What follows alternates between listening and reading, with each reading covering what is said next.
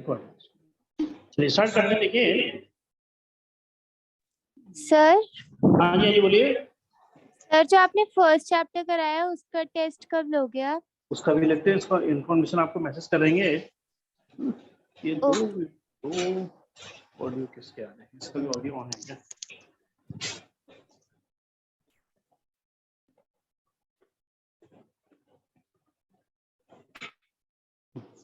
ठीक, चलिए 2-3 क्वेश्चन जो रहते हैं है ना, इसको हम पहले कंप्लीट कर लेते हैं ना।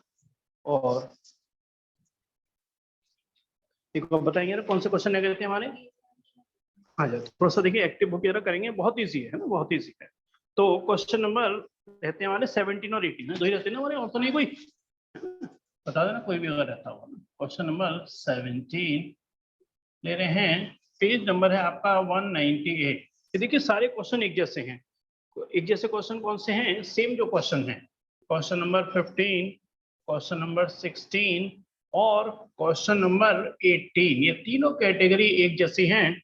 इसमें तीनों में क्या निकलवा रहे हैं आपसे? मार्जिनल रेवेन्यू, है ना। तो इंस्टेंटेनियस रेट ऑफ चेंज निकलवाते हैं, यानी कि डिफरेंशिएट सर, कर हो देते गया हैं। था, आपने एक क्वेश्चन करा दिया था, बाकी सारे होमवर्क में हो गए थे। वो कह रहे हो इजी थे, और फिर भी ये दो क्वेश्चन में चलो और कराता हूँ एक बार। 17 और 18 इसको सपोज करो कोई दिक्कत है तो वो भी डिस्कस एक बार हो जाएगा, है ना। फिर मैं लॉजिक समझाऊंगा आपको नेक्स्ट एक्सरसाइज का। ये कह रहे rate of change of area of circle with respect to radius R. तो एरिया क्या होता है सर्किल का? Pi R square. हम बता सकते हैं कि निकलवा क्या रहा है इसमें, है ना। Rate of change of area of circle with respect to radius, क्या निकलवा रहे हैं? क्या निकलवा रहे हैं फाइनली? क्या लिखूंगा यहाँ पर मैं? हाँ, इस चीज का बहुत ध्यान रखना कि विद रेस्पेक्ट टू क्या करवा रहे हैं? रेडियस। यहाँ से क्या हो जाएगा? डी अपॉन डी आर, और यहाँ से पाई आर स्क्वायर। पाई तो कांस्टेंट, आर स्क्वायर का क्या हो जाएगा? 2r। और आर की वैल्यू जो हमें यूज करनी है वो इसमें रखिए हमारे पास 6 सेंटीमीटर, है ना। आर की वैल्यू 6 इस्तेमाल करनी है, तो 2 इंटू कितना हो जाएगा? 6, यानी कि आंसर क्या हो गया? 12 पाई। और एमसीक्यू है तो इसका जो सही आंसर है वो दे रखा है बी वाला पार्ट। चलिए क्लियर है ना। ये क्वेश्चन था आपका 17, है ना। अब मैं लास्ट करा रहा हूं आपको क्वेश्चन नंबर 18, लास्ट क्वेश्चन है इस एक्सरसाइज का। और फिर मैं पहले क्वेश्चन स्टार्ट करने से पहले ना एक बार आपको लॉजिकली सारा एक्सप्लेन करेंगे कि increasing decreasing strictly increasing strictly decreasing होता क्या है ना। तो फिर हम क्वेश्चन पे जाएंगे ना, फिर एक बार लॉजिक एक्सप्लेन करेंगे।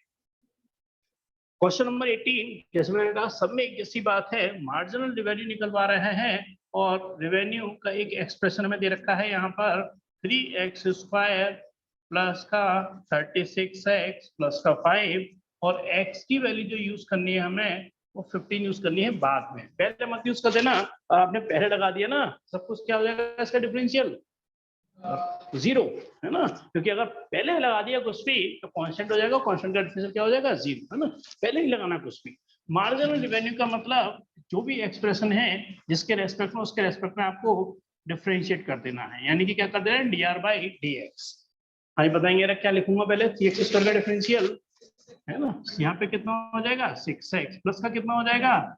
36, x का 1 और 5 का कांस्टेंट होने की वजह से 0, है ना। मगर यहाँ x वैल्यू लगानी है, और क्या लगानी है वो हमें दे रखी है 15। यहाँ क्या करेंगे? 6 इंटू 15 प्लस का 36। कितना? और सभी क्लियर है लॉजिक, है ना। जो भी मार्जिनल रेवेन्यू निकलवा रहे हैं मतलब इंस्टेंटेनियस रेट ऑफ चेंज निकलवा रहे हैं, एक्सप्रेशन दे रखा है उसके रेस्पेक्ट में डिफरेंशियल करेंगे, और उस समय जो भी एक्स की वैल्यू रखी है वो लगा देंगे।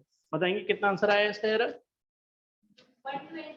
126। और देखो ये भी एमसीक्यू था, है ना। ये क्वेश्चन भी एमसीक्यू, मतलब इसमें 4 आंसर दे रखे हैं, और सही जो आंसर है इसका वो है डी 126। सही यही आंसर है ना इसके।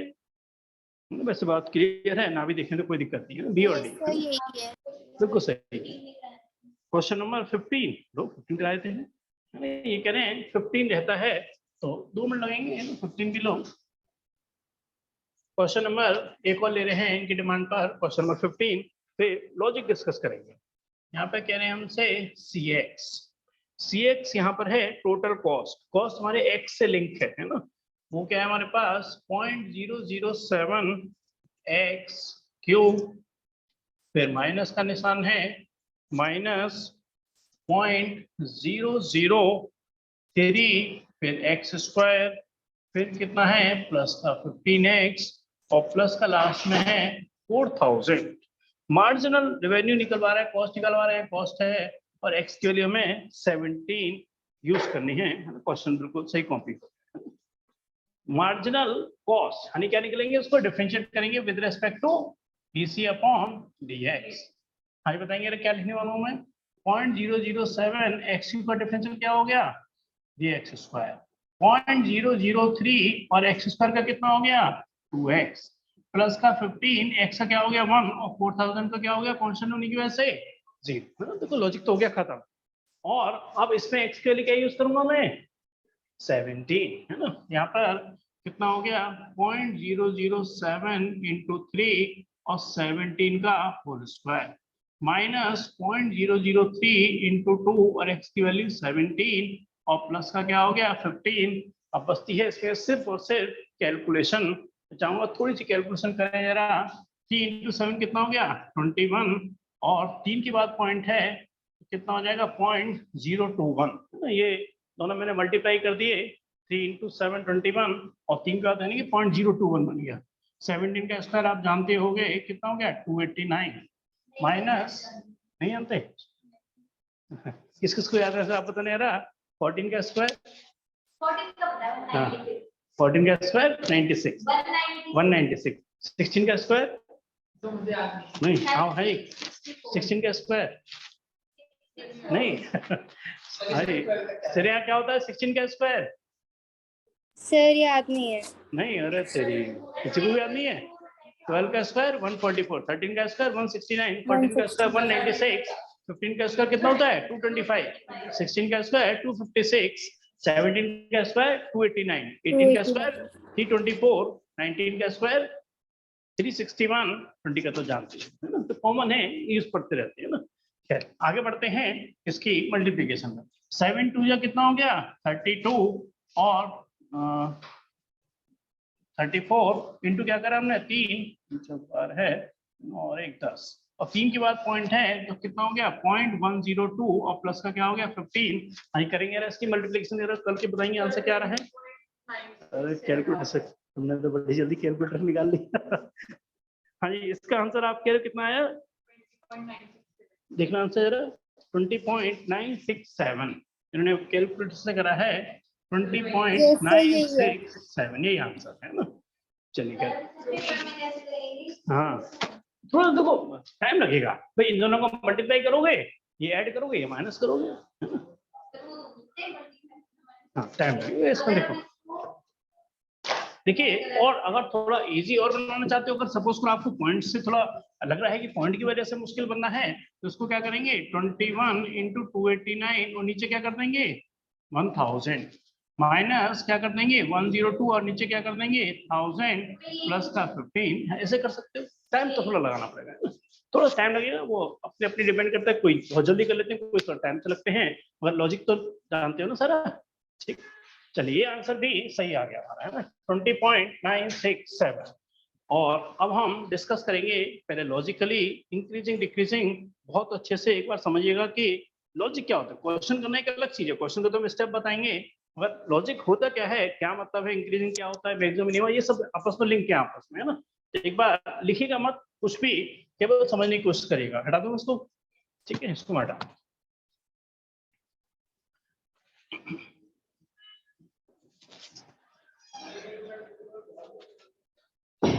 हाँ जी देखिए मैं एक यहाँ पर आपके लिए ग्राफ बना रहा हूँ, इसी से सारा लॉजिक एक्सप्लेन करूंगा मैं आपको।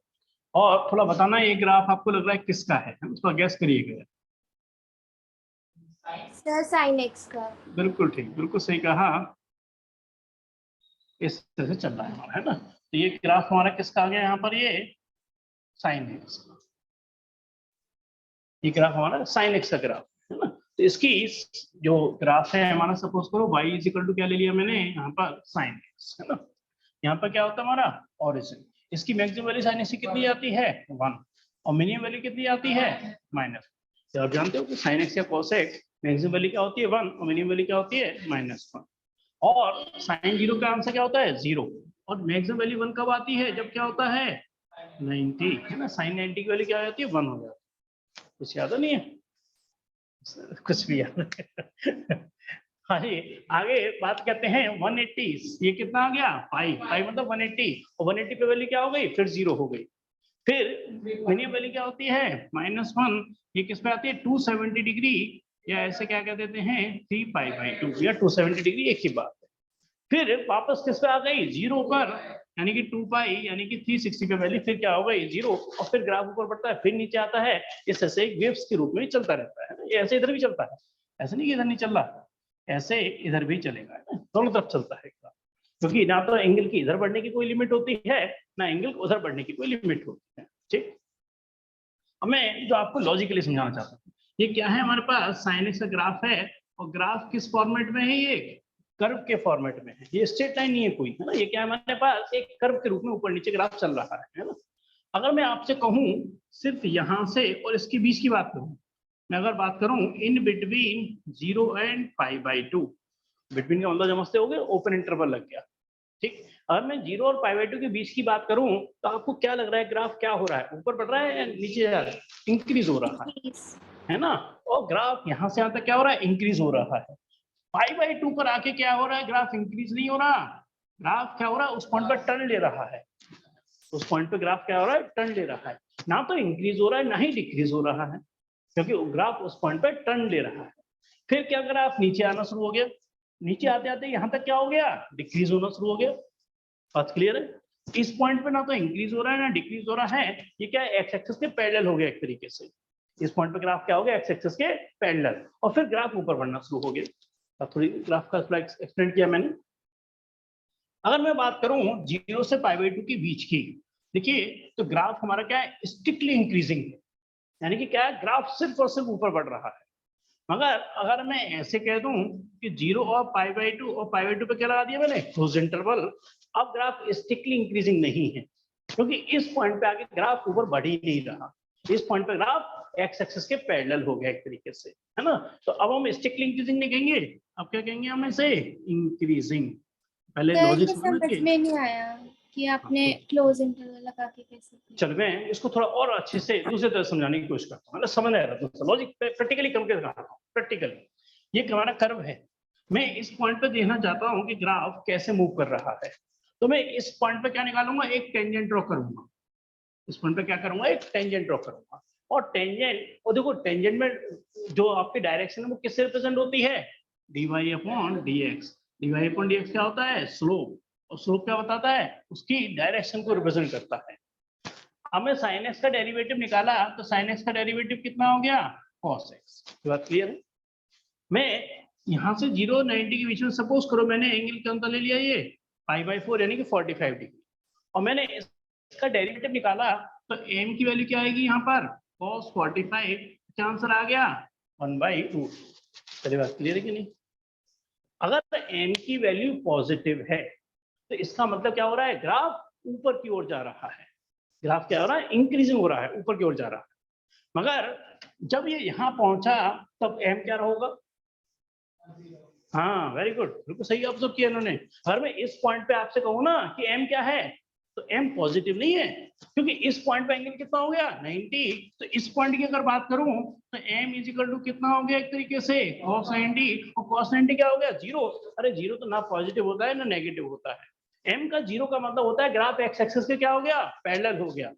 इस पॉइंट पे ग्राफ क्या हो गया, एक्स एक्सिस के पैरेलल हो गया, यानी कि ना तो इंक्रीज हो रहा है ना डिक्रीज हो रहा है। तो यानी कि इस पॉइंट पे हम ये नहीं कह सकते कि ग्राफ इंक्रीज हो रहा है, इंक्रीज कहां तक हो रहा था, 0 और 90 के बीच में इंक्रीज हो रहा था, इस पॉइंट पे आके ग्राफ एक्स एक्सिस के पैरेलल हो गया, तो हम इसको स्ट्रिक्टली इंक्रीजिंग क्या कहते हैं, इसे हम इंक्रीजिंग। बात थोड़ी समझ आई हल्का सा, ठीक। अब उसके बाद क्या हो गया, ग्राफ आना नीचे आना शुरू हो गया, तो आप थोड़ा अंदाजा लगा सकते हो कि m क्या रहा होगा, माइनस में। अब ये कितना है 90, 90 से कोई और एंगल हो, कितना हो गया 120 डिग्री, तो m की वैल्यू क्या निकालेंगे, यहाँ से cos x, यानी कितना आएगा cos 120 डिग्री, और 120 डिग्री की वैल्यू कैसे निकाल सकते हैं, 180 - 60, और 180 - 60 यानी कितना गया, second quadrant. Second quadrant cos का अपना क्वाड्रेंट नहीं होता है, तो क्या हो जाएगा एक तरीके से माइनस का cos 60, तो वैल्यू क्या आ गई -1/2। इस वैल्यू पे ध्यान मत दो, केवल लॉजिक पे ध्यान देना कि जब ग्राफ इंक्रीज हो रहा होगा तो m क्या होगा, पॉजिटिव। जब ग्राफ टर्न ले रहा हो रहा होगा तो उस समय एम ना तो पॉजिटिव होगा ना नेगेटिव होगा, उस समय क्या होगा, एम की वैल्यू 0 होगी, क्योंकि उस समय अगर मैं टेंजेंट ड्रॉ करूंगा तो एक्स एक्सिस के पैरेलल हो जाएगा। यानी कि इस पॉइंट पर अगर मैं स्लोप निकालूंगा तो आंसर क्या आएगा, 0 आएगा।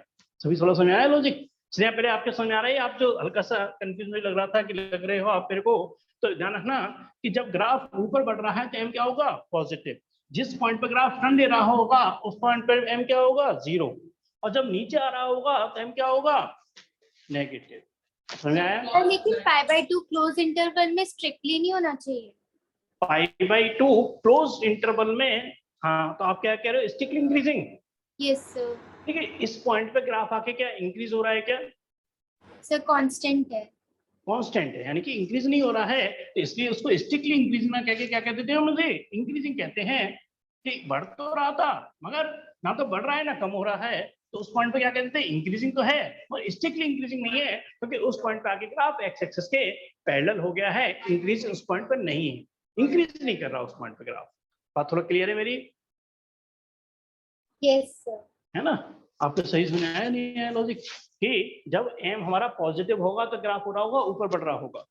अगर एम 0 हो गया तो नहीं, उस पॉइंट पे ग्राफ क्या होगा, एक्स एक्सिस के पैरेलल। और जब ग्राफ नीचे आना शुरू हो गया तो एम क्या होगा, नेगेटिव। नेगेटिव आने का मतलब क्या होगा, डिक्रीज हो रहा है ग्राफ, डिक्रीजिंग की कंडीशन हो जाती है ना। वो स्टिकली और इंक्रीजिंग, स्टिकली इंक्रीजिंग, डिक्रीजिंग, स्टिकली, उसको बाद में थोड़ा और डिस्कस करेंगे, पहले मेरी बात समझ आई नहीं आई? अगर मैं इस पॉइंट पे कहूँ तो देखो इस पॉइंट पे क्या आना चाहिए, एम की वैल्यू 0। एक बार निकालते हैं यार, एम इज इक्वल टू कितना हो गया, cos 3π/2 कितना होता है, 270 डिग्री। 270 का मतलब कितना हो गया, एक तरीके से 180 + 90। हमें बताएंगे यार, cos 180 + थीटा क्या होता है, cos 180 + theta minus cos theta minus cos theta. cos 90 की वैल्यू क्या होती है, 0। अरे 0 तो माइनस नेगेटिव कुछ होता ही नहीं है, 0 तो 0 होता है, तो आंसर क्या आ गया, 0। यानी कि इस पॉइंट पे ग्राफ क्या हो गया था, एक्स एक्सिस के पैरेलल हो गया था, इसलिए फिर एम की वैल्यू क्या आ गई, 0 हो गई। एम जो है वो क्या है, dy/dx है ना, और ये क्या इसको रिप्रेजेंट करता है, उसकी डायरेक्शन को रिप्रेजेंट करता है कि ग्राफ किस तरह से मूव कर रहा है। हाँ जी, आपको समझ नहीं, देखो ऐसा होता ना, मैं क्या कहता, कोई एम पॉजिटिव है तो इंक्रीजिंग है, एम नेगेटिव है तो डिक्रीजिंग है। अब आपके दिमाग में कहीं ना कहीं थोड़ा जरूर रहता है आपके, क्या पता नहीं समझ, नहीं कोई दिक्कत नहीं, वो कोई बड़ा, वो क्वेश्चन के हिसाब से लॉजिक बता दूंगा। अब मैं इसी को क्या करूंगा, क्वेश्चन के हिसाब से लॉजिक को कन्वर्ट कर दूंगा। मैं क्या बताऊंगा आपको कि एम पॉजिटिव है तो क्या है, इंक्रीज हो रहा है। एम अगर 0 है तो ग्राफ एक्सिस के पैरेलल हो गया है। एम अगर नेगेटिव है तो ग्राफ डिक्रीज हो रहा है। बस इसी को मैं लैंग्वेज में कन्वर्ट कर दूंगा, ठीक है। अच्छा वो तो पहले मैं सोच रहा हूँ इसके बहुत ज्यादा डीप में जाके मेन में समझा के ना, इंक्रीजिंग डिक्रीजिंग का मतलब क्या होता है, इंक्रीजिंग ऊपर का मतलब, डिक्रीजिंग का मतलब नीचे, और स्टिकली का मतलब लगातार बढ़ रहा है ऊपर की ओर, स्टिकली का मतलब लगातार नीचे की ओर जा रहा है ना, बस। अगर मैं यहाँ की बात करूं, अगर सिर्फ उंगली की अगर बात करूं तो यहाँ से यहाँ तक की बात करूं तो क्या स्टिकली डिक्रीजिंग है। सपोज करो यहाँ से यहाँ तक की बात करूं तो स्टिकली क्या इंक्रीजिंग है, और मैं ये वाला पॉइंट भी लगा दूं तो स्टिकली इंक्रीजिंग नहीं है, इंक्रीजिंग तो है, ऊपर तो बढ़ रहा है, पर इस पॉइंट पे वो क्या हो रहा है। और चलो थोड़ा सोच के जवाब दिला देना, मैंने पॉइंट चेंज कर दिया अपने हाथ के, मैंने कहा इसकी बताओ यहाँ से यहाँ तक क्या हो रहा है, इसमें दोनों काम हो रहे हैं, इसमें इंक्रीजिंग भी हो रहा है और डिक्रीजिंग भी हो रहा है। तो हम ये कह देते हैं पहले तो इंक्रीज हो रहा है, फिर क्या हो रहा है, डिक्रीज हो रहा है। या फिर हम कई बार आंसर के अकॉर्डिंग ये भी लिख देते हैं, नाइदर इंक्रीजिंग नॉर डिक्रीजिंग, क्योंकि दोनों काम हो रहे हैं। कांस्टेंट भी नहीं कह सकते, कांस्टेंट का मतलब एक्स एक्सिस के पैरेलल ही है, मगर इसमें दोनों काम हो रहे हैं कि पहले इंक्रीज भी हो रहा है फिर डिक्रीज भी हो रहा है। यहाँ से यहाँ तक क्या हो रहा है, नाइदर इंक्रीजिंग नॉर डिक्रीजिंग। यहाँ से यहाँ तक क्या हो रहा है, नाइदर इंक्रीजिंग नॉर डिक्रीजिंग, क्योंकि इसमें दोनों काम साथ साथ चल रहे हैं। पहले ग्राफ नीचे भी आ रहा है फिर ग्राफ ऊपर भी आ रहा है, तो दोनों केस हो रहे हैं, है ना। एक आपकी बात, पहले मैं इसको हटा दूंगा यहाँ से, ठीक है। इसी को मैं देखो फॉर्मूले के अकॉर्डिंग कन्वर्ट कर दूंगा। ये तो सिर्फ लॉजिक, ये होता क्या है मतलब समझ नहीं आता ना कई बार चीजें कि लॉजिकली कैसे काम कर रही होती हैं। और अब मैं आपकी बात थोड़ा सा क्विक रिवीजन कराया है ना, जो आप कह रहे चाहते हो। यहाँ से हम एंगल चलना शुरू करते हैं, ऊपर एंगल क्या होते हैं, +θ, नीचे की तरफ एंगल क्या होता है, -θ। यहाँ तक कहाँ तक पहुंच गए हम, 90 डिग्री। यहाँ पे आप कितना पहुंच गए हम, 120 डिग्री, 180 डिग्री। ये कितना हो गया, 270 डिग्री और वापस यहाँ पहुंच गए तो कितना हो गया 360 डिग्री। ठीक, अब इसमें क्या होता है आफ्टर स्कूल टू हाँ या एड शुगर टू कॉफी, है ना। ये ए का मतलब क्या है यहाँ पर all after school to college या add sugar to coffee. S का मतलब क्या है यहाँ पर साइन कोसेक साइन थीटा और उसका उल्टा क्या हो गया कोसेक थीटा। यहाँ क्या हो गया Tan cot. टेन थीटा और उसका उल्टा क्या हो गया कॉस थीटा। Cos और यहाँ sec. पे कितना हो गया कॉस थीटा और उसका उल्टा क्या हो गया सेक थीटा। तो ये 4 क्वाड्रेंट में डिवाइड हो जाते हैं। इसमें सारे पॉजिटिव होते हैं, इसमें साइन और कोसेक पॉजिटिव होते हैं, बाकी सारे नेगेटिव होते हैं। इसमें टेन और कॉट पॉजिटिव होते हैं, बाकी सारे नेगेटिव होते हैं। कॉस और सेक पॉजिटिव होते हैं, बाकी सारे नेगेटिव होते हैं। ठीक, मगर एक चीज का और ध्यान रखना होता है, जब भी हम कहते हैं वर्टिकल लाइन का लॉजिक इस्तेमाल करोगे, यानी कि अगर मैं sin 90 प्लस थीटा करूंगा तो क्या लिखूंगा इसका आंसर माइनस कॉस थीटा। सभी आप बताओगे कॉस थीटा, वेरी गुड, है ना। 90 प्लस थीटा किसमें गया सेकंड क्वाड्रेंट, और सेकंड आगे से बंदो नहीं है उसको नहीं देखते, साइन का वो अपने घर में जा रहा है एक तरीके से। आंसर क्या लिखेंगे प्लस का कॉस थीटा, माइनस नहीं आएगा। आपको समझ में आया ये कितना नहीं बोले थे जरा सुना यार, हम यहाँ खड़े हैं 90 प्लस थीटा और सबके लिए चलो मैं एक थोड़ा और क्वेश्चन आपके लिए जनरेट करता हूँ। अगर मैं कह रहा हूँ tan 90 प्लस थीटा तो क्या लिखेंगे इसका आंसर माइनस कॉट थीटा। सोचो ना, देखो सब लिखा हुआ है। 90 प्लस थीटा मतलब किसमें गए सेकंड क्वाड्रेंट, क्या वो 10 का अपना घर है नहीं, तो क्या आंसर आएगा माइनस। मगर 90 के केस में 10 किसमें कन्वर्ट होगा क्वाड में, तो क्या हो जाएगा एक तरीके से माइनस का क्वाड थीटा। ना भी याद हो समझ तो सकते हो आराम से देख करके, नया नहीं आया ये चीज। चलिए मैं थोड़ा हल्का चेंज कर रहा हूँ इसमें, अब मैं लिख रहा हूँ आपके लिए tan 180 माइनस थीटा। पहले बताओ कौन से क्वाड्रेंट में जाएंगे हम सर माइनस tan थीटा। हाँ माइनस हाँ, हॉरिजॉन्टल लाइन में tan ही रहता है, केवल वर्टिकल लाइन में चेंज होते हैं। 90 और 270 में चेंज होते हैं, साइन कोस में कोस, साइन में tan, कॉट 10 में सेक, कोसेक में और कोसेक सेक में। मगर जब 180 होता है तो tan ही रहेगा, केवल प्लस माइनस का फर्क पड़ेगा, है ना। 180 माइनस थीटा किसमें गया सेकंड क्वाड्रेंट, क्या वो tan का अपना घर है नहीं, क्या आएगा माइनस, मगर tan ही रहेगा तो माइनस का tan थीटा बनेगा। ठीक है, चलिए एक दो और ले लेते हैं ना फिर आगे बढ़ाएंगे, है ना।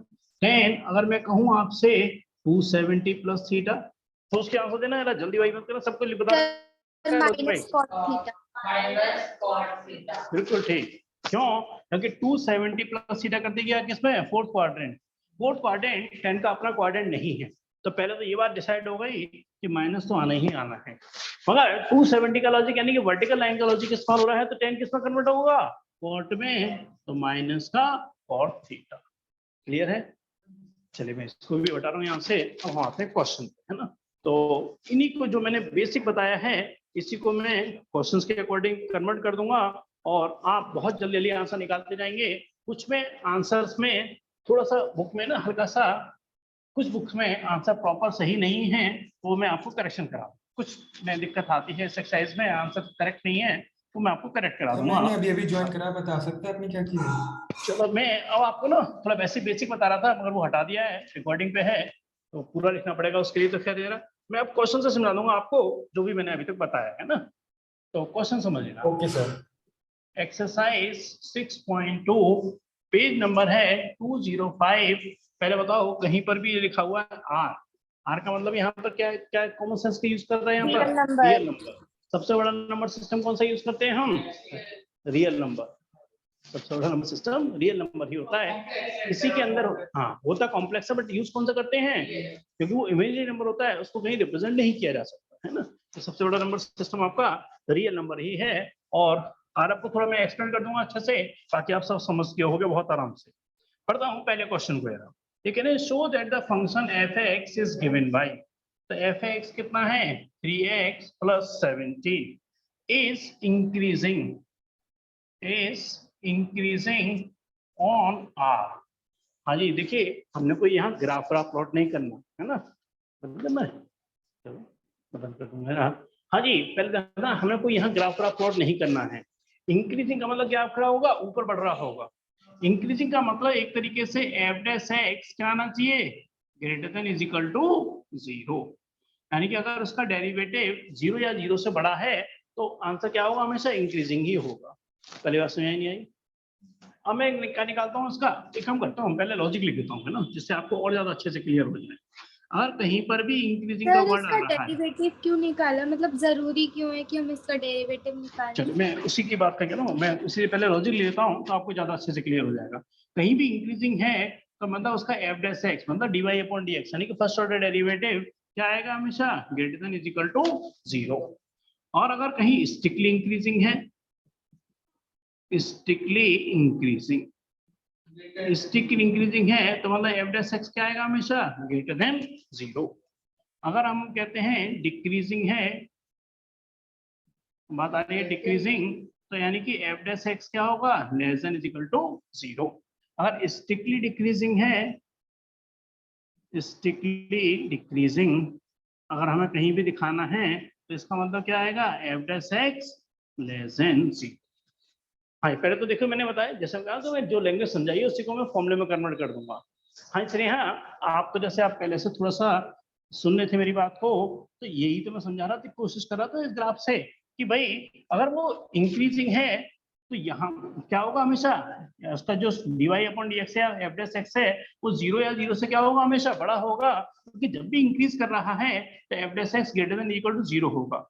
अगर स्ट्रिक्टली इंक्रीजिंग की बात करें, यानी कि इसकी अगर बीच की बात करें, तो एफ डैश एक्स क्या होगा, सिर्फ ग्रेटर देन 0, उसमें इक्वल टू 0 भी नहीं होगा, क्योंकि ग्राफ सिर्फ और सिर्फ बढ़ रहा है ऊपर की ओर, पैरेलल भी नहीं हुआ एक्स एक्सिस के, इसलिए क्या कह देते हैं इसको, एफ डैश एक्स को ग्रेटर देन 0। इसलिए आपके पास समझ आई, थोड़ा आपके तो कम समझ आएगी क्योंकि उन्होंने भी ज्वाइन किया है। आपके तो लॉजिक समझ आ गया ना, क्लियर है ना। चलिए मैं आपको किसी मतलब सर मेरे लॉजिक को समझ आ रहा है थोड़ा बहुत, सर स्ट्रिक्टली इंक्रीजिंग वही बना तो सीधा बढ़ ही रहा है बिल्कुल। बस स्ट्रिक्टली इंक्रीजिंग का मतलब सिर्फ ऊपर की ओर बढ़ रहा है, इंक्रीजिंग का मतलब बढ़ तो रहा है मगर यहाँ पे ग्राफ क्या हो रहा है, टर्न ले रहा है ना, इसलिए इसको इंक्रीजिंग कहते हैं। नहीं और सर, वहां से स्ट्रिक्टली स्ट्रिक्टली का मतलब डिक्रीजिंग हो लगातार गया। नीचे की ओर जा रहा है, यानी कि एफ डैश एक्स क्या होगा, लेस देन 0। और डिक्रीजिंग का मतलब नीचे तो जा रहा है मगर इस पॉइंट पे ग्राफ हो रहा है, टर्न ले रहा है, उसको स्ट्रिक्टली डिक्रीजिंग कह के क्या कह देते हैं, उसे डिक्रीजिंग कह देते हैं, यानी यही लॉजिक सारा चल रहा है।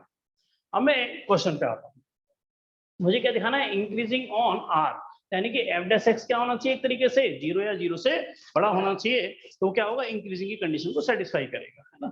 चलिए मैं एफ डैश एक्स निकालना हूँ, एफ डैश एक्स क्या आएगा इसका 3, और एक्स की वैल्यू क्या लेके चल रहा हूँ, रियल नंबर, तो ये एफ डैश एक्स क्या आ गया, ठीक है, तो कांस्टेंट ही आ गया, तो क्या मैं इसको कह सकता हूँ कि एफ डैश एक्स तो 0 या 0 से बड़ा ही है, भाई अगर पॉजिटिव है तो 0 से या तो बड़ा है या तो दोनों कंडीशन सेटिस्फाई कर रहा है। अब एक बात और समझ नहीं आ रहा, अगर वो स्ट्रिक्टली इंक्रीजिंग है तो इंक्रीजिंग वाली कंडीशन को तो अपने आप सेटिस्फाई कर रहा है, अगर वो स्ट्रिक्टली डिक्रीजिंग है तो डिक्रीजिंग वाली कंडीशन को तो वो अपने आप सेटिस्फाई कर रहा है। तो क्या एफ डैश एक्स का आंसर पॉजिटिव आया, नहीं आया, पॉजिटिव आने का मतलब क्या हो गया, स्ट्रिक्टली इंक्रीजिंग, अरे स्ट्रिक्टली इंक्रीजिंग है तो इंक्रीजिंग तो होगा ही होगा, तो यानी कि अगर एफ डैश एक्स की वैल्यू क्या आ गई, पॉजिटिव, तो मैं क्या लिख दूंगा किसको, इंक्रीजिंग ऑन आर, जो लैंग्वेज दे रखा है वही लिख दो फिर बस, इंक्रीजिंग ऑन आर, क्योंकि अगर एक्स के लिए मैं कुछ भी ले लूं ये आंसर तो हमेशा पॉजिटिव ही रहेगा ना।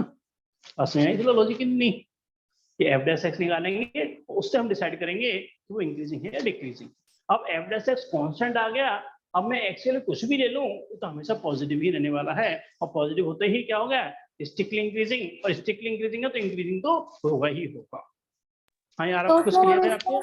स्ट्रिक्टली इंक्रीजिंग मतलब लिखेंगे या फिर इंक्रीजिंग लिखेंगे देखो एग्जाम? ये कह रहे थे इंक्रीजिंग की, तो मैंने इसलिए इंक्रीजिंग का वर्ड लगा दिया है ना, क्योंकि जब स्ट्रिक्टली इंक्रीजिंग की कंडीशन सेटिस्फाई अगर हो रही है तो इंक्रीजिंग वाली कंडीशन तो अपने आप ऑटोमेटिकली सेटिस्फाई हो जाती है। सर लेकिन हमें इसमें तो ये शो करना है ना कि स्ट्रिक्टली इंक्रीजिंग है, तो हम वही लिख देंगे फिर। इसमें जो वर्डिंग लिखी हुई है ना, उन्होंने इंक्रीजिंग लिखी हुई है, आपके बुक में देखो लैंग्वेज क्या लिखा हुआ है, सर स्ट्रिक्टली मेरी में इंक्रीजिंग। स्ट्रिक्टली इंक्रीजिंग लिखा हाँ मैं है। वही कह रहा हूँ, ये मिसप्रिंटिंग है, कई बुक में ये दिक्कत है, इसलिए थोड़ा सा एक कॉन्ट्रडिक्शन आता है हल्का सा, है ना, कुछ बुक में कॉन्ट्रडिक्शन है, जैसे आरब कह रहे हैं कि इसमें स्ट्रिक्टली इंक्रीजिंग लिखा हुआ है, जबकि मैं बुक जो पढ़ रहा हूँ यहाँ पर देख रहा हूँ तो उसमें अगर आप देखेंगे तो क्या लिखा हुआ है, इंक्रीजिंग ऑन लिखा हुआ है ना, तो स्ट्रिक्टली इंक्रीजिंग कर दो इसको, है ना, क्योंकि वैल्यू क्या है यहाँ पर, ग्रेटर देन 0 है, पॉजिटिव ही है। हाँ वही कह रहा हूँ, ये स्ट्रिक्टली इंक्रीजिंग कोई दिक्कत नहीं है, देखो मैं फिर कह रहा हूँ अगर स्ट्रिक्टली इंक्रीजिंग वाली कंडीशन सेटिस्फाई हो रही है ना, तो इंक्रीजिंग वाली कंडीशन तो अपने आप बाय डिफॉल्ट सेटिस्फाई हो जाती है ना।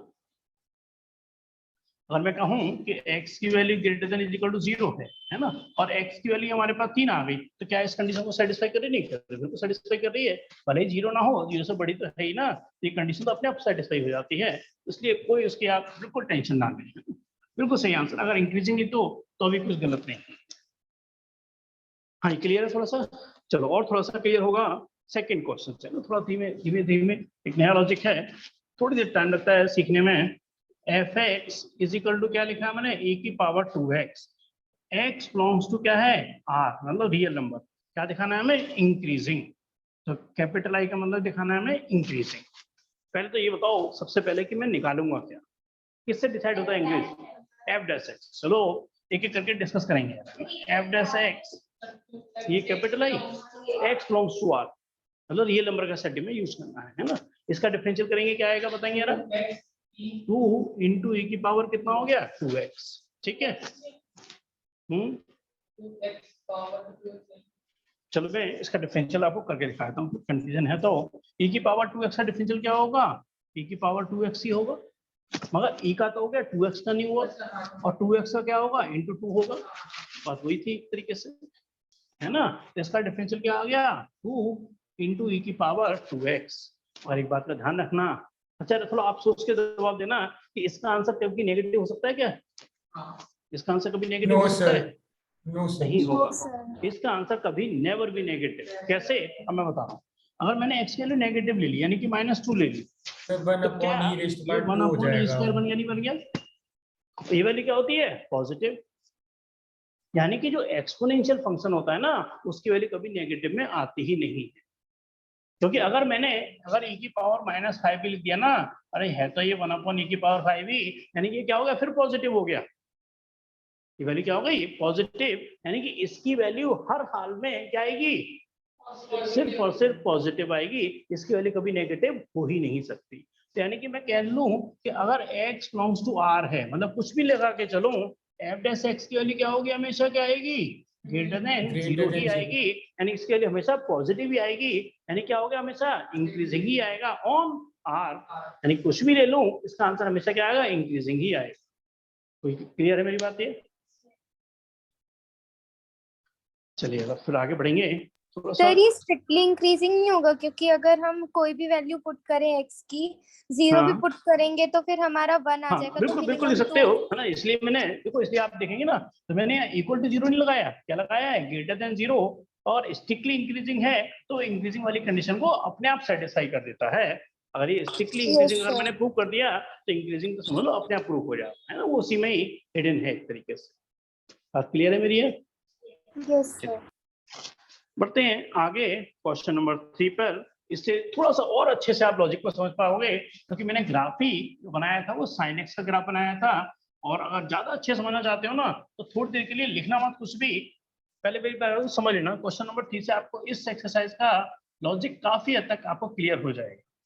पेज नंबर 205 पे थोड़ी देर के लिए रुकना जरा, इसमें क्या है ना, सारी चीजें आ रही हैं जो मैंने अब तक समझाया ना, वो सारी चीजें आ रही हैं। हाँ यार सुनिएगा, लिखने का मत थोड़ी देर के लिए। f(x) इज इक्वल टू कितना है हमारे पास, sin x, जो ग्राफ मैंने बनाया था वो भी किसका था, sin x का था, और इंक्रीजिंग डिक्रीजिंग जो भी हम किससे डिसाइड करते हैं, उसके फर्स्ट ऑर्डर डेरिवेटिव से, है ना।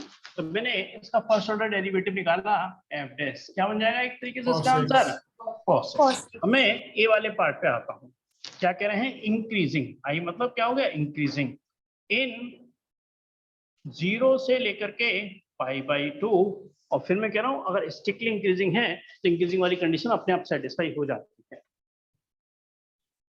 इंक्रीजिंग दिखाना है 0 से π/2, अब जरा थोड़ा कॉमन सेंस का यूज करना, मैं एंगल कौन सा यूज कर रहा हूँ, 0 से π/2, और मैंने इसमें हॉलो सर्किल क्यों लगा दिए हैं कि ना तो 0 इन्वॉल्व होगा ना π/2 इन्वॉल्व होगा।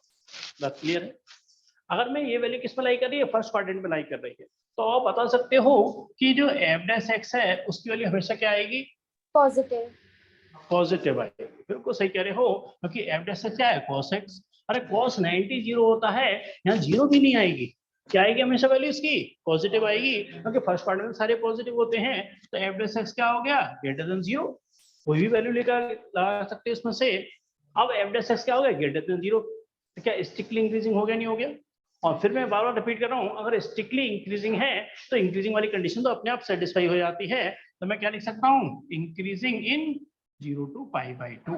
या स्ट्रिक्टली इंक्रीजिंग है तो भी कोई दिक्कत नहीं, मगर जो वर्ड है वही इस्तेमाल करो, वो ज्यादा sir F dash x greater then 0 इसलिए क्योंकि उसकी कोई भी वैल्यू 0 जो भी होगी वैल्यू cos x की वो ग्रेटर देन 0 होगी, इसलिए ना। बिल्कुल सही। क्यों? क्योंकि फर्स्ट क्वाड्रेंट में किसी की वैल्यू नेगेटिव नहीं होती है ना। आप जानते होंगे 10th क्लास में से आपने 11th क्लास में पढ़ा हुआ है कि फर्स्ट क्वाड्रेंट में क्या होते हैं, ऑल पॉजिटिव, इसमें वैल्यू किसी की नेगेटिव होती नहीं। बात क्लियर है मेरी थोड़ी सी? ठीक है, अब जरा सेकंड पार्ट का आंसर देखिए। सेकंड पार्ट का आंसर और अच्छे से आपको लॉजिक क्लियर करेगा। जरा सेकंड पार्ट में आपको जो प्रूव करवा रहा है वो दिखवा रहा है इसमें डिक्रीजिंग, जी मतलब यहाँ सेकंड क्वाड्रेंट में सर cos और x यहाँ से नेगेटिव हो कितना है, जाएगा। π/2 से लेके पाई इन ओपन इंटरवल। भाई बताएंगे π/2 से पाई का मतलब, इसको हटा रहा हूँ मैं यहाँ से। अब एंगल कहाँ वेरी कर रहा है, कौन सा क्वाड्रेंट वेरी कर रहा है, पहले ये बताओ। 90 से 180। सर सेकंड क्वाड्रेंट हो गया, ये 90 है, ये 180 है, तो सेकंड क्वाड्रेंट वेरी कर रहा है। अब एंगल किस में वेरी कर रहा है, सेकंड क्वाड्रेंट। जानते हो ना π/2 मतलब कितना होता है, 90 डिग्री। पाई का मतलब क्या होता है, 180 डिग्री। ये तो जानते हो नहीं? अब किस में वेरी कर रहा है, सेकंड क्वाड्रेंट में। ये किसका घर अपना होता है, साइन का और सॉरी कोसेक, साइन और कोसाइन, साइन का कोसेक का। मगर हम बात कर रहे हैं किसकी, f dash x equal to cos x। अब बताओ जो इस वाले क्वाड्रेंट में यानी कि π/2 से लेके पाई एफ डैश एक्स जो cos x है वो पॉजिटिव आएगा या नेगेटिव आएगा? सर नेगेटिव होगा हमेशा। नेगेटिव आएगा। यानी कि जो एफ डैश एक्स है उसकी वैल्यू क्या होगी, लेस देन 0। और लेस देन 0 होते ही क्या हो गया, वो स्ट्रिक्टली डिक्रीजिंग। और स्ट्रिक्टली डिक्रीजिंग का मतलब डिक्रीजिंग वाली कंडीशन अपने आप सेटिस्फाई हो गई। तो क्या लिख दूंगा मैं इसमें, डिक्रीजिंग, डिक्रीजिंग इन कहां पर, π/2 से लेके पाई क्या कहलाएगा, डिक्रीजिंग कहलाएगा। देखो दोनों सुन लेना, π/2 का मतलब कितना होता है, 90, और 1 पाई का मतलब कितना होता है, 180। मैं 90 से आगे चल रहा हूं और 180 पे आगे रुक गया एक तरीके से। बात क्लियर है मेरी? नहीं? चलिए अब आते हैं इसके थर्ड वाले पार्ट पर। मैं इस हाँ देखो थर्ड वाला पार्ट भी मैं आपको समझा चुका हूँ, पहले एक बार लिख लो आप, फिर मैं आपका आंसर एक बार डिस्कस करूँ। सर 0 to पाई से सर इंक्रीज होगा पहले, फिर डिक्रीज होगा, तो वो नाइदर ही हो जाएगा। बिल्कुल ठीक। चलो आराम जी, अभी इन्होंने थोड़ा देर से ज्वाइन किया है और ये जो इन्होंने बोला है लॉजिक बिल्कुल सही है। स्नेहा आपका लॉजिक क्लियर है इनका? Yes sir. अब समझना एंगल कहाँ से कहाँ तक वेरी कर रहा है, 0 से पाई, यानी कि 0 से चलना शुरू हुआ और कहाँ पे आके रुक गया, पाई पे आके रुक गया। और होलो सर्किल क्यों लगाए हैं, क्योंकि पाई और 0 इन्वॉल्व नहीं है। अब एफ डैश एक्स क्या है, cos x। अब बताएंगे कि यहाँ पे क्या होगा, cos x पॉजिटिव। पहले तो क्या रहा होगा, पॉजिटिव, मतलब ग्राफ क्या होगा, ऊपर बढ़ रहा होगा। इमेजिन करिए थोड़ा सा क्या हो रहा होगा, है ना, ग्राफ क्या होगा, ऊपर बढ़ रहा होगा। फिर थोड़ी समय के बाद क्या होगा, ग्राफ नीचे आना शुरू हो गया होगा। यानी कि यहाँ पे क्या हो गया, नेगेटिव, और एफ डैश एक्स नेगेटिव मतलब ग्राफ नीचे आना शुरू हो गया।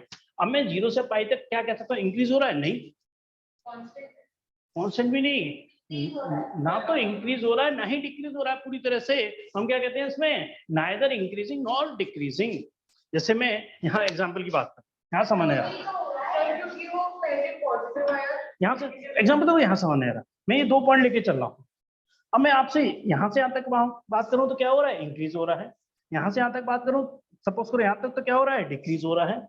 मैं अगर यहाँ से यहाँ तक की बात करूँ आपसे, चलो यहाँ से यहाँ तक की बात करूँ, यहाँ तक बात करूँ, अब इसमें क्या हो रहा है, इंक्रीज भी हो रहा है और डिक्रीज भी हो रहा है। तो हम क्या लिखते हैं इसका answer, neither increasing not decreasing, क्योंकि इस केस में दोनों काम हो रहे हैं। इस केस में दोनों काम हो रहे हैं, यहाँ से यहाँ तक दोनों काम हो रहे हैं। अरे डिक्रीज भी हो रहा है और इंक्रीज भी हो रहा है, तो हम यहाँ से यहाँ तक ना तो इंक्रीज कह सकते हैं ना डिक्रीज कह सकते हैं। इसके लिए कौन सा लैंग्वेज इस्तेमाल की जाती है, नाइदर इंक्रीजिंग नॉर डिक्रीजिंग। जब दोनों काम हो रहे हों, अरे वही काम 0 से पाई के बीच में हो रहा है। पहले ग्राफ ऊपर बढ़ रहा होगा तभी तो एफ डैश एक्स पॉजिटिव आया, फिर ग्राफ नीचे आ रहा होगा तभी तो एफ डैश एक्स नेगेटिव आया। अब पहले की पहले ऊपर बढ़ा फिर नीचे आना शुरू हो गया। अब ना तो मैं इंक्रीज कर सकता हूँ ना ग्राफ थोड़ी बना रहा हूँ, कोई मैं ग्राफ बनाना नहीं है, वो लॉजिक ये काम कर रहा है इसके पीछे, है ना। लॉजिक सारा ये है कि ऐसा हो रहा होगा ग्राफ के अंदर कि पहले बढ़ रहा होगा फिर नीचे आना शुरू हो गया होगा, तो इसका मतलब नहीं मैं लॉजिकली समझा रहा हूँ। देखो मैं तो ये लिख दूंगा कि भाई देखो पहले पॉजिटिव है इंक्रीज हो रहा है, फिर नेगेटिव आ रहा है डिक्रीज हो रहा है, कोई काम एक तरह से नहीं हो रहा है एक तरीके से, है ना। भाई सपोज करो रुपया ऊपर भी गया और नीचे भी आ गया, यानी क्या हो गया, ना तो इंक्रीज हुआ ना डिक्रीज हुआ, दोनों काम हो गए एक तरीके से। हम क्या कह देंगे, नाइदर इंक्रीजिंग नॉट डिक्रीजिंग, क्योंकि दोनों काम एक साथ हो रहे हैं, है ना। बात समझ आई? तो इसका आंसर क्या लिखेंगे, नाइदर इंक्रीजिंग नॉट डिक्रीजिंग।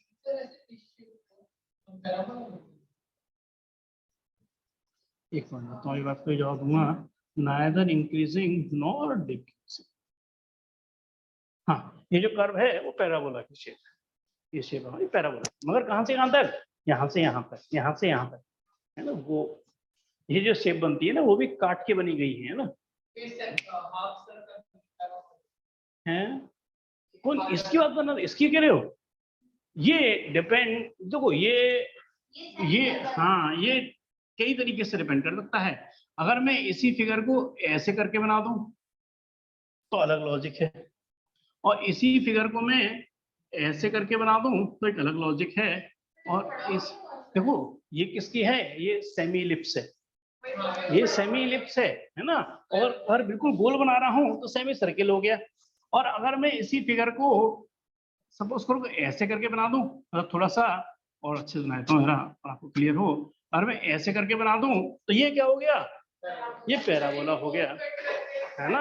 हाँ ये एक्चुअली क्या है ना, डिफरेंट अगर एंगल से कट किया जाए तो डिफरेंट शेप्स बनती हैं, है ना, डिफरेंट एंगल से कट किया जाता है हमको। तो ये अलग चीज है, ये अलग चीज है, ये अलग चीज है, वो शेप के ऊपर डिपेंड कर जाता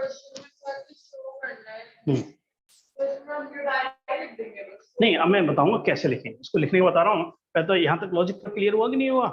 तब क्या लिखेंगे, फ्रॉम 0 to π/2, क्या लिखेंगे इसको हम, from 0 to π/2 f dash x जो क्या रहा होगा, पॉजिटिव, यानी क्या लिखा मैंने, greater than is equal to 0। तो 0 से π/2 में π/2 को इन्वॉल्व कर रहा हूँ, तभी मैंने क्या लिखा इसको, ग्रेटर देन इक्वल टू 0, क्योंकि π/2 पे क्या हो गया होगा, 0 हो गया होगा। तो 0 से π/2 तो क्या हो रहा है, इंक्रीज हो रहा है, क्या है, इंक्रीजिंग है। हाँ क्योंकि मैं इसको इक्वल टू 0 लेके चल रहा हूँ ना, ठीक है, क्योंकि π/2 इन्वॉल्व तो होगा ना, π/2 को छोड़ तो नहीं सकता मैं, क्योंकि π/2 तो बीच में आ रहा है, अब मैं इसको क्यों छोड़ दिया, है ना, लॉजिक नहीं है ना कोई छोड़ने के पीछे। और अगर मैं कहूँ यहाँ से π/2 से लेकर के पाई, अगर पाई को इन्वॉल्व नहीं करूंगा, क्योंकि पाई पर इन्होंने खुद ओपन इंटरवल लगा रखा है, तो मैं क्लोज इंटरवल कैसे लगा सकता हूँ, π/2 को मैंने यहाँ भी ले लिया, तो यहाँ पे क्या हो रहा है, f dash x less than equal to 0, ध्यान रखना जरा इस चीज का, क्यों, क्योंकि π/2 पर वो 0 भी बन गया होगा, है ना, π/2 पर वो f डैश x के लिए 0 भी आई होगी, तो क्या हो गया, less than is equal to 0, तो क्या हो गया यहाँ पर आंसर, डिक्रीजिंग, यहाँ पर आंसर क्या लिखा जाएगा, डिक्रीजिंग। तो देयरफॉर फ्रॉम 0 to π, अरे दोनों काम हो गए, पहले इंक्रीज भी हुआ फिर डिक्रीज भी हुआ, तो फ्रॉम 0 to π क्या लिखेंगे, नाइदर इंक्रीजिंग और डिक्रीजिंग। हाँ स्नेहा और आ रहा हो, कुछ लॉजिक समझ में आ रहा है, इंक्रीजिंग डिक्रीजिंग का क्लियर है मेरी बात नहीं, यस सर। चलो वेरी गुड, आपको तो जैसे दोनों कह रहे हैं क्लियर है, और यहाँ पर एक एक करके आपसे पूछ लेते हैं, जिससे कोई दिक्कत हो अभी सब क्लियर हो जाएगा। वैसे आपको कंफ्यूजन कहाँ हो रहा है, पहले एक बार कह रहा है तो ये वाला, ठीक, मैंने क्या लिया, π/2 से लेके पाई लिया, और π/2 पर क्लोज इंटरवल लगा रखा है, तो क्या आएगा, लेस देन इक्वल टू 0 आएगा,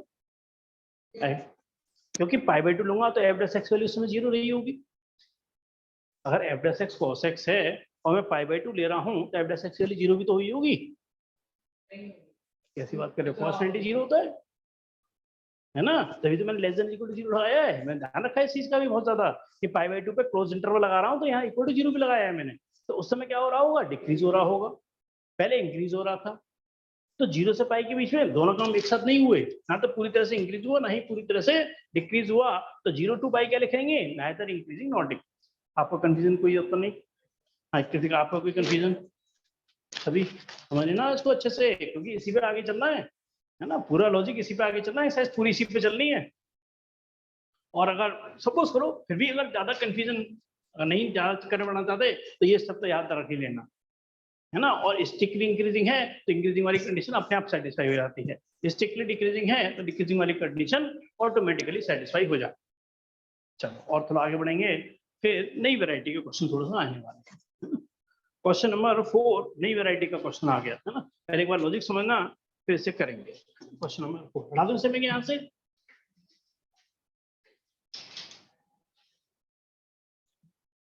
सर मेरा फर्स्ट ऑप्शन का आंसर 3/4 से इंफिनिटी तक आ रहा है। किसका कह रहे हो क्वेश्चन नंबर 4 का एक पार्ट। चलिए तो थोड़ा आगे मतलब भी बता रहे हो तो उसको भी एक बार में इनके संग डिस्कस कर लेते हैं, फिर आगे पूछेंगे। यस सर, मेरा भी यही आ रहा है। क्वेश्चन नंबर 4, हाँ चलिए वेरी गुड, आप समझ पा रहे हो अच्छे से। क्वेश्चन नंबर 4 क्या है, इंटरवल फाइंड करने हैं, है ना, लॉजिक अलग आ गया है, इंटरवल्स फाइंड करने हैं। Find the intervals in which the function is given by, यानी कि जो f(x) है हमारे पास वो कितना है 2x² - 3x। पहले पार्ट में है आंसर इंक्रीजिंग और बी वाले पार्ट में है डी फॉर डिक्रीजिंग। पहले समझ में आ रहा कि लॉजिक क्या कहना चाहते हैं। अब की बार हमें इंटरवल नहीं दिए, अब तो इंटरवल दे रखा था, अब ये पूछा था कि उसमें इंक्रीजिंग या डिक्रीजिंग है। अब उल्टा लॉजिक कर दिया कि वो इंटरवल फाइंड करो जिसमें ये फंक्शन क्या हो इंक्रीजिंग, जिसमें फंक्शन क्या हो वो डिक्रीजिंग। इंटरवल फाइंड करने हैं। पहले तो लॉजिक समझो कि लॉजिक कैसे काम करती है। हाँ जी रहा थोड़ा समझना पहले, फिर उसके बाद डिस्कस करेंगे कि यहाँ पे आगे क्या होता है, ग्राफ क्या होता है एक्स एक्सिस के पैरेलल हो जाता है, यानी कि उस पर एफ डैश एक्स की वैल्यू क्या हो जाती है 0 हो जाती है ना। तो सबसे पहले हम क्या निकालेंगे इसमें, पहला स्टेप हमारा इसमें एफ डैश एक्स निकलेगा। एफ डैश एक्स कितना हो गया 4x - 3 और एफ डैश एक्स की वैल्यू क्या कर दी हमने 0। एफ डैश एक्स की वैल्यू 0 करी तो 4x - 3 बराबर क्या हो गया 0, तो x की वैल्यू क्या आ गई 3/4। सारी बात क्लियर मेरी? नहीं, चलो बताते हैं। एफ डैश एक्स निकालो। अब हमें इंटरवल फाइंड करना है, इंटरवल में x की वैल्यू फाइंड करनी है, ठीक है। तो मैंने एफ डैश एक्स को 0 करा तो 4x - 3 बराबर 0, तो x के लिए क्या हो गया 3/4। तो लिखा मतलब समझना अच्छे बहुत अच्छे से। अब ये जो नंबर लाइन है वो कहां से कहां तक चलती है, -∞ से लेके +∞ तक चलती है, तो आप जानते हो। बीच में एक x की वैल्यू क्या आ गई हमारे पास 3/4। ये 3/4 वैल्यू कब आई है, जब मैंने एफ डैश एक्स को 0 करा है। लॉजिक समझना बहुत अच्छे से, था डीप में जाना इसके हल्के से, सिर्फ ऊपर जाओगे तो मतलब कभी समझ नहीं पाओगे कि लॉजिक कैसे काम करता है। कि एफ डैश एक्स की वैल्यू 0 करी तो x की वैल्यू क्या है 3/4। अगर मैं x की वैल्यू यहाँ 3/4 लगाऊंगा तो एफ डैश एक्स क्या बनेगा 0, क्योंकि आई उसी से है। अगर मैं x की वैल्यू 3/4 लगाऊंगा इसमें तो एफ डैश एक्स का आंसर क्या हो जाएगा 0, क्योंकि जो वैल्यू है वो तो उसको सेटिस्फाई करेगी, उसका रूट एक तरीके से। तो x = 3/4 पर एफ डैश एक्स क्या हो गया 0। एफ डैश एक्स 0 होने का मतलब वो लाइन उस समय x एक्सिस की क्या हो गई पैरेलल हो गई। अरे x एक्सिस के पैरेलल हुई तभी तो उसका स्लोप 0 हुआ। अरे एफ डैश एक्स स्लोप ही तो है, dy/dx सेम कर दो स्लोप ही तो है। तो उस पॉइंट पे ग्राफ क्या हो गया x एक्सिस के पैरेलल। अब मैंने ग्राफ तो नहीं बनाया, अब 0 तो यहाँ पर भी है 0 तो यहाँ पर भी है। अब मैं कैसे जज करूंगा कि उससे पहले आप पर ऊपर उससे पहले क्या ग्राफ ऊपर बढ़ रहा है फिर नीचे आना शुरू हो गया। अगर मैं ये वाला 0 लेके चलता हूँ तो, और अगर मैं ये वाला 0 लेके चलता हूँ तो पहले नीचे जा रहा है फिर ऊपर जा रहा है। अब मुझे क्या पता, ग्राफ तो बनाया नहीं है। अब क्या करेंगे जरा समझ में आ रहा है। मैं 3/4 से कोई छोटी वैल्यू लेके चलूंगा। मैंने सपोज करो -2 ले ली, कुछ भी ले सकते हो, इससे इसकी वैल्यू कुछ भी ले सकते हो, आपकी मर्जी है। मैंने इससे थोड़ी बड़ी वैल्यू ली, सपोज करो वैल्यू क्या ले ली 2 ले ली। 3/4 से वो छोटी होनी चाहिए, 3/4 से वो बड़ी होनी चाहिए। इस पर मैं क्या निकालूंगा F dash x. F dash x क्या था मेरे पास, एफ डैश एक्स था मेरे पास क्या चीज 4x - 3, और क्या लगा रहा हूँ -2 पे लगा रहा हूँ एफ डैश एक्स की वैल्यू। तो यानी कि कितना हो गया 4 × -2 - 3 -8 - 3 यानी कितना हो गया -11। वैल्यू की मेरे लिए कोई इंपोर्टेंस नहीं है, वैल्यू क्या आ गई नेगेटिव। नेगेटिव आने का मतलब यानी कि सपोज करो एफ डैश एक्स 0 यहाँ पर था, उससे पहले एफ डैश एक्स क्या आ गया नेगेटिव, यानी क्या हो रहा होगा ग्राफ पहले नीचे आ रहा होगा, ग्राफ पहले क्या होगा डिक्रीज हो रहा होगा। बात क्लियर है मेरी? अब 3/4 पे क्या हो गया एफ डैश एक्स 0 हो गया। अब मैंने कोई बड़ी वैल्यू लगाई इसके आगे तो क्या आ गया पॉजिटिव आ गया। यानी कि इसका मतलब एफ डैश एक्स 0 तो यहाँ पर भी था, एफ डैश एक्स 0 यहाँ पर भी था। अगर पहले पॉजिटिव आता बाद में नेगेटिव आता, यानी कि पहले ग्राफ ऊपर बढ़ रहा है नीचे फिर आ रहा है बाद में। मगर यहाँ पर क्या हुआ, उल्टा हुआ। यहाँ पर पहले क्या आया, नेगेटिव, बाद में क्या आया, पॉजिटिव। यानी कि एफ डैश एक्स 0 से पहले ग्राफ नीचे चल रहा होगा और फिर ग्राफ ऊपर बढ़ना शुरू हो गया होगा। तो यानी कि एफ डैश एक्स इसमें क्या है, नेगेटिव। तो वो इंटरवल जिसमें वो इंक्रीज कर रहा है वो कौन सा इंटरवल है इसमें से, -2 तो वैल्यू लगाई है, इंटरवल तो वो ये वाला है, ये वाला इंटरवल है जिस पर क्या हो रहा है, वो ग्राफ इंक्रीज कर रहा है। आंसर उल्टा हो गया। अरे इस पर एफ डैश एक्स क्या है, नेगेटिव, यानी ग्राफ नीचे जा रहा होगा। इसका मतलब एफ डैश एक्स क्या है, पॉजिटिव, यानी ग्राफ ऊपर जा रहा होगा। मगर वो इंटरवल फाइंड करवा रहे हैं तो वो इंटरवल ये वाला रहा होगा। बिल्कुल ठीक आंसर है, परफेक्ट आंसर है। दूसरा आंसर क्या होगा, डिक्रीज जिस पर हो रहा होगा वो ये वाला इंटरवल रहा होगा। तो यही तो आंसर है, यही आंसर है। तो इसका जो आंसर है ए वाले सर पार्ट लेकिन का, इन्होंने पीछे ओपन ब्रैकेट में दे रखा है इन्फिनिटी टू 3/4, तो सर इसमें मैं वही कह रहा 3/4 हूँ, में जैसे ये कई जगह इस बुक में मिस प्रिंटिंग है थोड़ी सी, उसको मैं आपके लिए बिल्कुल सही करा देता हूँ, है ना, वो आपको सही करा देता हूँ। ये क्या कह रहे हैं, क्वेश्चन नंबर 4 में इंक्रीजिंग की बात कर रहे हैं। तो इंक्रीजिंग का आंसर हम क्या लिखेंगे, ए का आंसर 3/4 से इंफिनिटी, और बी का आंसर क्या लिखेंगे, -इंफिनिटी से लेके 3/4 और क्लोज।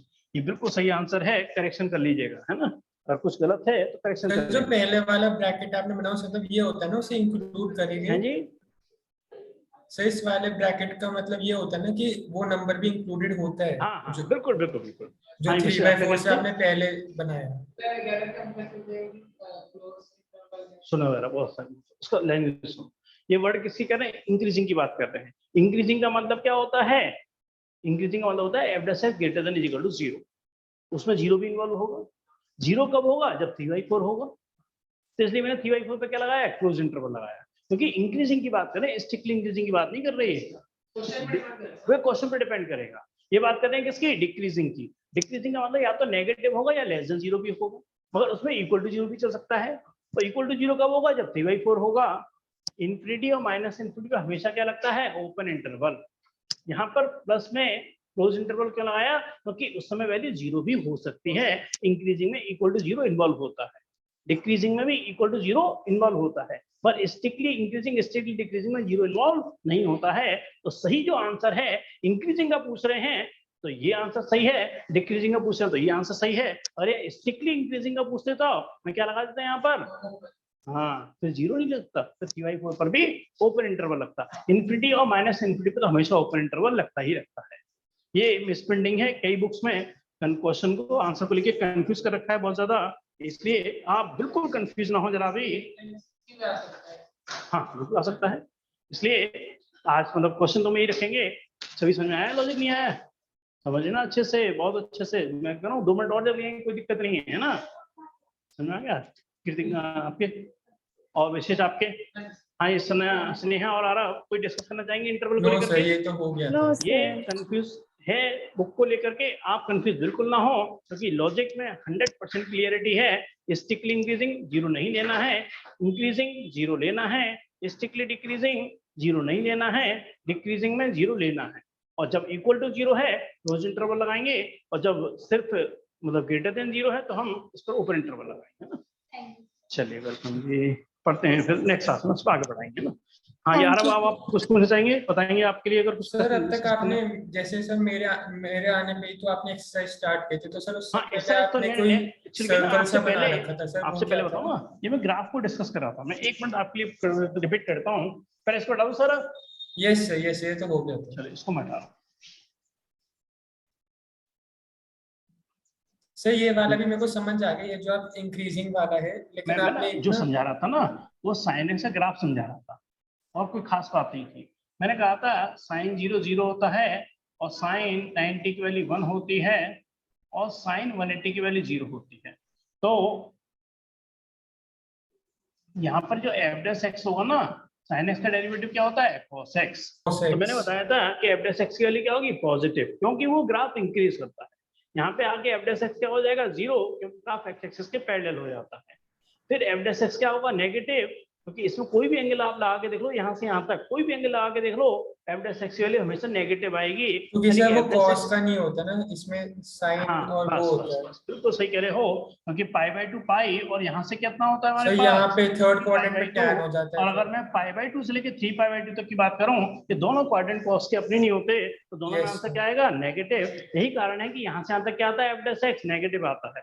तो देखो कोई भी चीज बनाई गई है बड़ी प्लानिंग से, मैं कह रहा हूँ हर चीज मैथमेटिक्स में खास तौर से बड़ी प्लानिंग से बनाई गई होती है, कि मैं क्यों कह रहा हूँ कि एफ डैश एक्स पॉजिटिव है तो इंक्रीजिंग होगा, मैं क्यों कह रहा हूँ एफ डैश एक्स नेगेटिव है तो डिक्रीज होगा, मैं f dash x equal to 0 कह रहा हूँ तो यानी कि उस समय ग्राफ एक्स एक्स के पैरेलल भी होगा, यानी कि उसको कहते हैं ना तो इंक्रीज हो रहा है ना डिक्रीज हो रहा है, इसलिए उसका वर्ड थोड़ा हल्का चेंज कर देते हैं, उसके लिए वर्ड इंक्रीजिंग और डिक्रीजिंग का इस्तेमाल करते हैं, स्ट्रिक्टली का वर्ड इस्तेमाल नहीं करते। हाँ जी, बात क्लियर है आपको? आ रहा मेरी? ये सर, तो सर फोर्थ क्वाड्रेंट में फिर कॉस वो पॉजिटिव हो जाएगा ना? फोर्थ क्वाड्रेंट में जाके फिर कॉस पॉजिटिव हो जाएगा। अब Yes, देखो sir. यहाँ पे आके देखो, जैसे ही एंगल आगे बढ़ रहा है 3 पाई बाई 2 से, फिर ग्राफ ऊपर बढ़ना शुरू हो गया, फिर यानी सर positive 3 पाई बाई 2 से अगर मैं पाई बाई 2 तक लूँ तो सर वो नाइदर डिक्रीजिंग नॉर इंक्रीजिंग हुआ ना? नहीं नहीं, आप यहाँ कह रहे हो ना 3 पाई बाई 2 से लेके कौन सा एंगल तक कह रहे हैं, पहले बताओ। सर पाई बाई 2 तक। तो यहाँ से यहाँ तक की बात कर रहे हो ना, ऐसे चल यस रहे हो। सर। अब यहाँ से देखो 3 पाई बाई 2 यहाँ पर है, तो यहाँ गैप कितने का होता है? 90 का। यहाँ से Yes, कितना sir. होगा? 2 पाई, और फिर क्या रहा होगा? 2 पाई प्लस पाई बाई 2, यानी कि ये जो एंगल होगा वो 2 पाई प्लस पाई बाई 2, ऐसे समझा देते हैं ना। अब आप देखो कि जब यहाँ से यहाँ तक पहुंचा, यानी कि आप जो कह रहे हो ना 3 पाई बाई 2 से लेके पाई बाई 2, Yes, वो sir. एक तरीके से 2 पाई तो हट जाएगा ना, लॉजिक के अकॉर्डिंग वो 2 पाई तो हट जाता है, वैल्यू सेम होती है इसलिए हट जाता है 2 पाई। तो यहाँ से यहाँ तक फिर ग्राफ इंक्रीज हो रहा है, क्योंकि यहाँ पे दोनों क्वाड्रेंट में कॉस पॉजिटिव होता है, तभी तो इंक्रीजिंग हुआ आंसर। तो सर हमने जब साइन का वो ग्राफ बनाए थे, अगर हम सपोज 0 टू पाई, अगर हम साइन का ग्राफ बनाए 0 टू पाई तो वो भी पॉजिटिव ही होएगा ना, फिर नहीं इंक्रीजिंग? नहीं, देखो ग्राफ अलग, ग्राफ साइन एक्स का है, मैं इंक्रीजिंग डिक्रीजिंग तो cos x से डिसाइड होगा ना, f नहीं dash सर, x से वो मेरे को decide होगा। समझ आ गया। अब सपोज हम्म, सर हमारा डिफरेंशिएट करके आ गया वैल्यू साइन एक्स, ठीक है cos सर? x। नहीं सर, सपोज एक सिचुएशन ले ली कि साइन एक्स आ रही है सपोज अब वैल्यू। नहीं, पहले इक्वेशन क्या लेके चल रहे हो? साइन एक्स लेके चल रहे हो, cos x लेके चल रहे हो? नहीं सर, मतलब F dash X suppose sine X आ रही है हमारी। f dash x sin x कह रहे हो ना? हाँ, तो यस फिर ये सर। ग्राफ, फिर ये ग्राफ ये वाला काम नहीं करेगा, ग्राफ ये sin x का है, इस ग्राफ से मैं लिंक नहीं करूंगा फिर किसी चीज को, क्योंकि क्योंकि f x क्या रहा होगा? cos x रहा होगा, बल्कि cos x का डेरिवेटिव माइनस sin x होता तो yes minus sir. cos x रहा होगा, तो वो अलग ही चीज बन गई, वो ग्राफ ही अलग होगा, मतलब उसका फिर मैं ग्राफ से लिंक नहीं कर सकता जरा भी, क्योंकि ये तो ग्राफ सर से हम जो ये sin ग्राफ x। यूज नहीं कर सकते फिर उसमें? हाँ, ये वाला ग्राफ कैसे यूज कर लूंगा ना, वो ग्राफ तो माइनस cos x का है, अभी ग्राफ तो sin x का है, फिर तो कॉन्ट्रडिक्शन आ गया ना। Okay sir. Okay sir. चलिए, और कोई दिक्कत आपको? नो सर, बाकी तो समझ आ ही रहा था। चलिए, बाकी थोड़ा नेक्स्ट क्लास में और क्लियर कर देंगे, जो भी इसमें एक आगे यूज होगा सर, एक चीज और बात करना। हाँ बोले, बोलो। सर मेरा ना नेक्स्ट वीक स्कूल में टेस्ट है कॉन्टिन्यूटी एंड डिफरेंशिएबिलिटी और एओडी के फर्स्ट 2 एक्सरसाइजेस का। अच्छा चलो, फर्स्ट एक्सरसाइज हमारी हुई गई, सेकंड एक्सरसाइज चली रही है हमारी यहाँ। Yes sir. ठीक ठीक, तो उसमें कोई दिक्कत तो बताओ मेरे को। नहीं सर, अभी तो नहीं है, लेकिन सर मेरे को लगता नहीं नेक्स्ट वीक तक हो पाएगी एक्सरसाइज। अच्छा अच्छा, चलो कोई दिक्कत तो है ना। मंडे को है क्योंकि सर। जैसे इस संडे में आप आए नहीं थे, वरना संडे को ना डाउट्स वाला जैसे रखते हैं, तो उसमें आपको काफी क्लियर करता, मैं तीसरी Yes, नहीं sir. था तो, है ना, और कोई भी रह जाएगा ना तुम्हारा थोड़ा बहुत, तो संडे को Yes, सारा sir. क्लियर कर देंगे आपका, ओके सर। है ना। मेरे को मैसेज कर देना जो भी तुम्हारी दिक्कत है ना, रात को, अगर वो रात को क्लियर कर देंगे, नहीं तो संडे को तो क्लियर कर देंगे सारा आपका, है ना। Okay sir. ठीक ठीक, थैंक यू सर। हाँ, ये विशेष डिवाइस कर रहे हो, आपकी कोई दिक्कत तो नहीं?